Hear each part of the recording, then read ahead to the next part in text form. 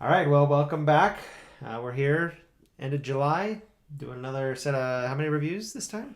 Four this time. Four.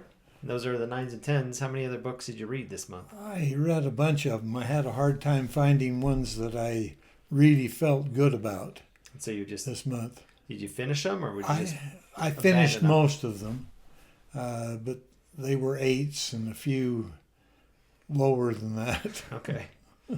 And they're eights just because the story wasn't good enough. Uh, Good story, but it just hasn't really engaged me. Okay.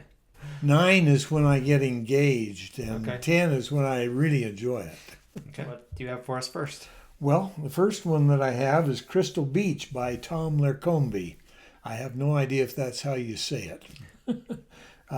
This is an apocalyptic paranormal fantasy series. Okay. The series is called Crow Hill. There's 4 books in it, 350 pages per book, and it's not finished yet. Magic is present in the world, but it's hidden from normal people. Michael is one of the protagonists, and he's a prisoner of the Magic Council. And he's been a prisoner for 30 years because he tried to teach people that were non-mages that there was magic in the world. And they didn't like that. And so now he is imprisoned at Crystal Beach. It's not a prison as such.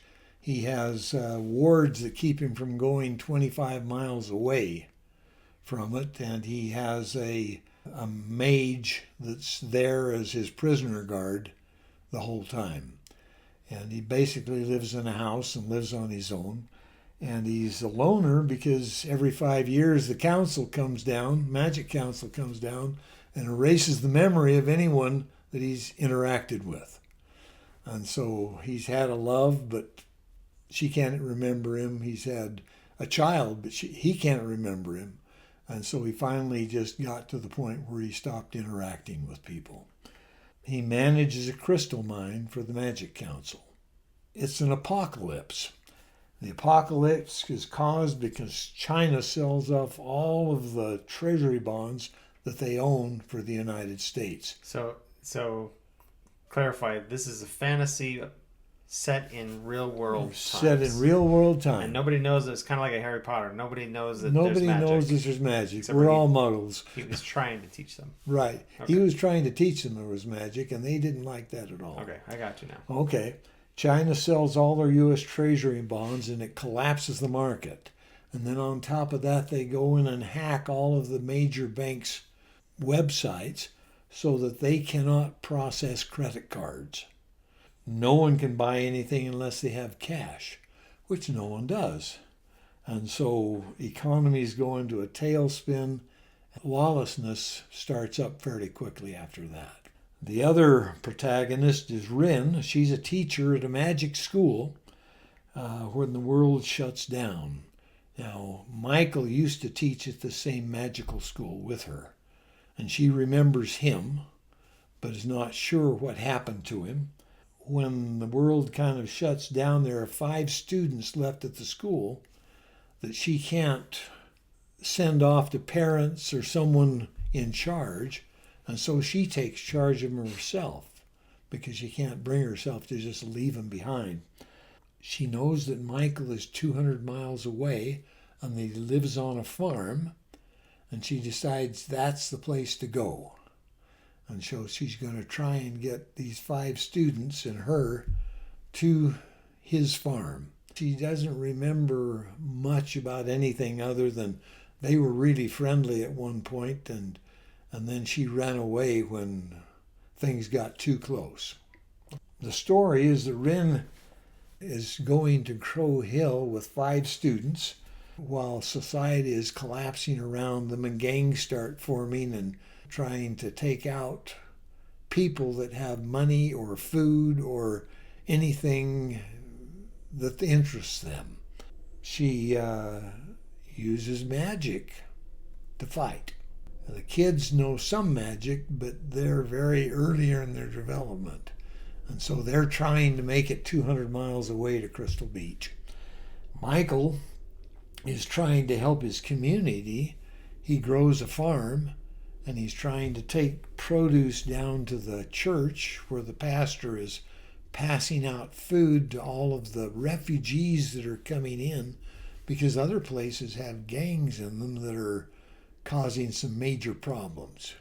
It's really fun to watch what happens when society, well, fun's not the word. It's really interesting to watch what happens when society falls apart. Okay.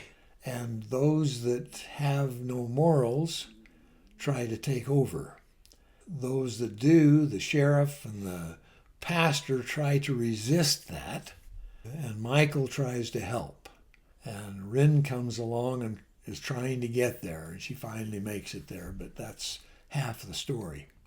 I gave it a rating of 9. There's profanity, limited use of hard profanity, mature, rating for sexuality. Okay. So there is sex in this book. There is sexual tension in it more than anything else. Okay. Potential sexual violence. Oh, okay. There are violent incidents of high intensity. So HV, and rating for teens. So when you say potential sexual violence, you're talking about It's potential rape. threatened, yeah. Okay. It's threatened, but is prevented. But where does the paranormal come in? Paranormal is the magic. Oh, okay. We've got magic in a place where no one knows there's magic. I see. And that's I was paranormal. thinking ghosts. No. Well, thank you for joining us. Hopefully you liked what we had. If you decide to pick up one of these books, just let us know. Put in the comments, I'm reading this, or even give your rating of it. What did you think? It's interesting to know when people read them, and it's interesting to know, how did your ratings compare to ours? I know somebody mentioned, like, they were sad that a book didn't make it onto our top 6, and I responded to the comment saying, it's highly subjective. They're all good. So we hope you are enjoying what we have. They're 9s or 10s, and last month we gave you my favorite ratings. Yeah. Which is entirely different than your favorite ratings. And those favorite ratings were, you had to comb through them 15 times. I had to go through it time and time again and say, I like this one better than that one. I like that one better than that one. I think you said Until Primal Hunter didn't make it on the list. No. And so I was like, well, this is a very subjective thing. So hopefully we're just... And I really like Primal Hunter. I still like Primal Hunter. I'm still buying those books as fast as they put them out. So hopefully you're enjoying the content. We'd love to hear from you if you decide to pick up one of these books, and just let us know what you thought of it. Thank you. Good reading.